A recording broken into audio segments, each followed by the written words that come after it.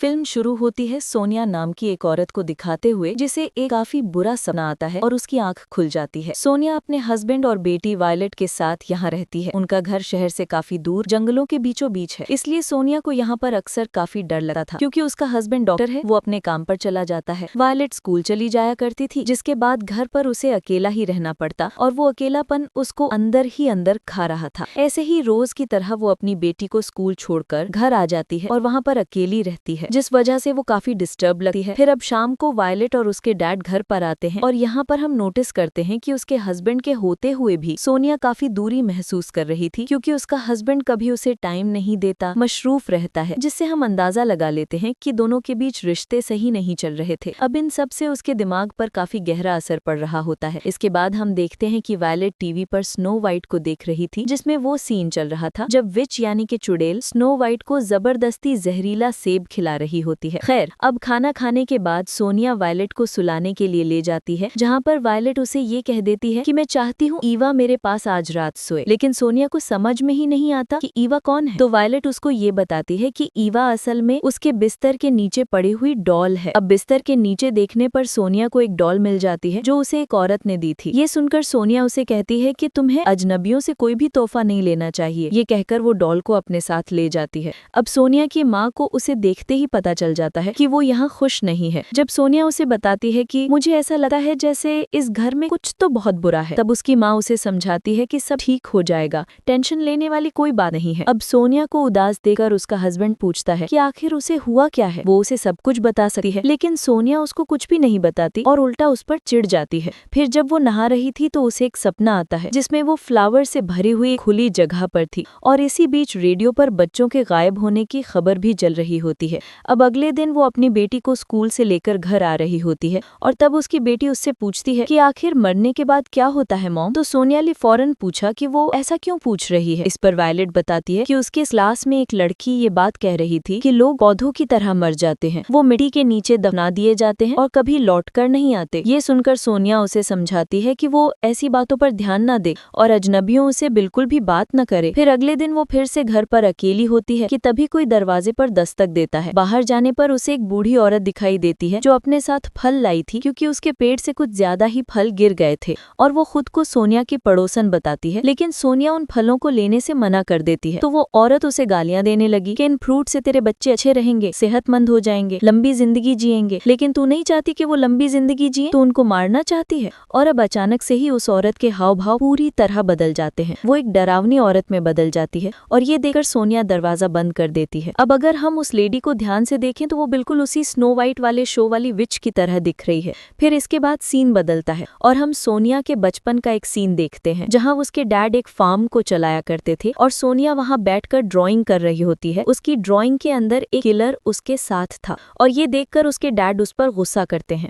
अब जरूर उसने बचपन में कुछ ऐसा देखा था जिसकी वजह से वो उसे ड्रॉ कर रही। यहाँ हम देखते हैं कि उसके डैड अच्छे डैड नहीं थे, बल्कि उसे काफी मारा पीटा करते थे, बहुत जुल्म करते थे, यानी वो काफी जालिम इंसान थे। हमेशा सोनिया को फार्म पर काम करने के लिए मजबूर करती रहती। पर सीन वापस प्रेजेंट यानी मौजूदा वक्त में आता है जहाँ सोनिया अपनी माँ से मिलती है। उसकी माँ उसे माफी मांगती है क्योंकि ये जानते हुए भी कि उसके डैड एक जालिम इंसान है, उसकी माँ ने उनको नहीं छोड़ा, जिस वजह से उन दोनों ने ही अपना बचपन और अपनी जवानी काफी ज्यादा मुश्किलों और तकलीफों के साथ गुजारी। इसके बाद सोनिया को फिर से वही सपना आता है जिसके अंदर वो अपनी बेटी वायलेट के साथ उन्हीं फूलों से भरी हुई उस जगह पर थी जहाँ वो साथ में पतंग उड़ा रही होती है। अब फिर से सीन चेंज होता है जहाँ पर सोनिया अपनी बेटी को कैफे लेकर जाती है कि तभी वो बच्चों के गायब होने वाली न्यूज देख लेती है और उसके बाद से ही वो अपने आसपास अजीबोगरीब चीजें महसूस करने लगती है। उसे काफी सारे हेलुसिनेशंस होते हैं, यानी ऐसे ख्याल नजर आ रहे थे जो असल में हो ही नहीं रहा था कुछ, और उसके आसपास की चीजें ब्लैक एंड व्हाइट हो गई और पुरानी मूवी जैसी वीडियो की तरह चलने लगती है। अब इसी बीच वायलेट भी गायब हो जाती है और वो उसे ढूंढने बाहर निकलती है, जहाँ उसे एक आइसक्रीम वैन दिखाई दी और एक आदमी बच्चों को कटी हुई उंगलियां खिला रहा था और वहीं पर वायलेट भी थी। लेकिन ये सब उसका वहम होता है। पर अब रात में वो घर पर होते हैं जहाँ पर वायलेट टीवी देख रही थी। तब सोनिया उसे पास बुलाती है और कहने लगी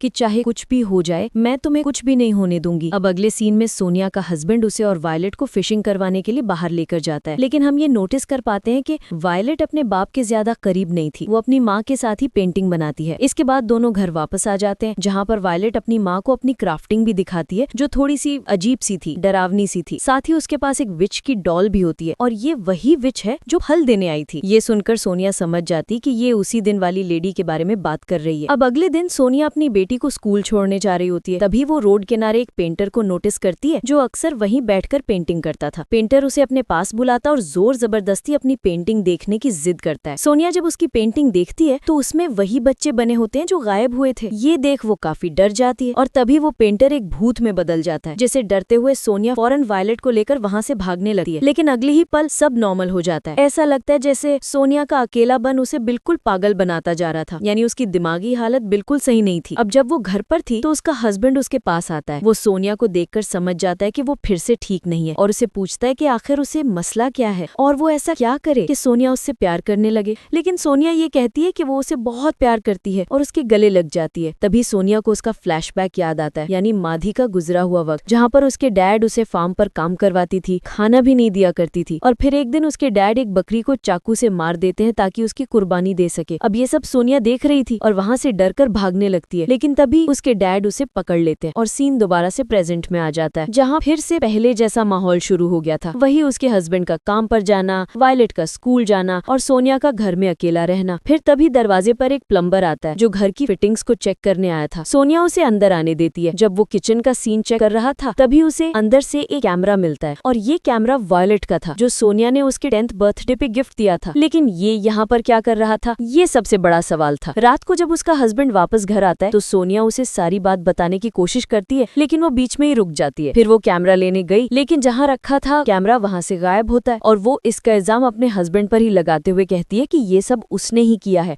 और उसने ही वो कैमरा लिया। तब उसका हस्बैंड समझाता है कि ये सब उसके दिमाग की वजह से है, लेकिन तभी वो बेकाबू हो गई और वायलेट को बुलाने लगती है बहुत जोर जोर से आवाज लगाकर। उसका हस्बैंड उसे लोकता है, लेकिन वो सोनिया को किसी डीमन की तरह दिखाई दे रहा था, जिसके साथ फिर से हमें एक और फ्लैशबैक दिखाया जाता है। जब सोनिया के डैड ने उसे पकड़ लिया था तब उन्होंने उसे सजा दी। वो एक बकरी की स्कल लेकर आता है, यानी एक खोपड़ी, और सोनिया को दिखाते हुए कहता है कि ये कोई आम स्कल नहीं है, बल्कि इसके अंदर एक डीमन है, एक शैतान है और आज रात सोनिया यहीं रुकेगी। डीमन आज ये फैसला करेगा कि वो यहाँ से जाएगी या फिर नहीं। हालांकि ये सब उसके डैड ने उसे डराने के लिए कहा था, असल में ऐसा कुछ भी नहीं था, लेकिन जाहिर है ना कि बच्चों के मन में एक डर, एक सदमा सा बैठ जाता है जो बड़े होने के बाद भी साथ रहता है। और सोनिया के बड़े होने पर यानी प्रेजेंट में भी यही हो रहा था। सोनिया को वही डीमन दिख रहा था। अब पास्ट में उसके डैड स्कल को वहीं लटकाकर उसे अकेला छोड़कर वहाँ से चले जाते। अब यहाँ पर सोनिया को काफी डर लग रहा था और वही डीमन सच में उसके पीछे भी आ जाता है, जो जाहिर है उसके दिमाग का खेल था, उसका डर था। पर इसके बाद सीन प्रेजेंट में वापस आता है, मौजूदा वक्त में, जहाँ सोनिया अपनी बेटी वायलेट को ढूंढ रही थी। वो उसको जोर जोर से आवाज लगाती है, लेकिन वायलेट वहाँ नहीं आती। तब हैरत अंगेज तौर पर उसका हस्बैंड कहता है कि वायलेट को भूल जाओ क्योंकि वो मर चुकी है। हाँ, वो कभी वापस नहीं आएगी। मतलब जो कुछ हम शुरुआत से देखते आ रहे थे वो सिर्फ सोनिया के दिमाग की वजह से हो रहा था। असलियत में वायलेट वहाँ थी ही नहीं, वो तो पहले ही गायब हो गई थी दूसरे बच्चों की तरह। यानी वायलेट के साथ जो पल हमने देखे, स्कूल जाना,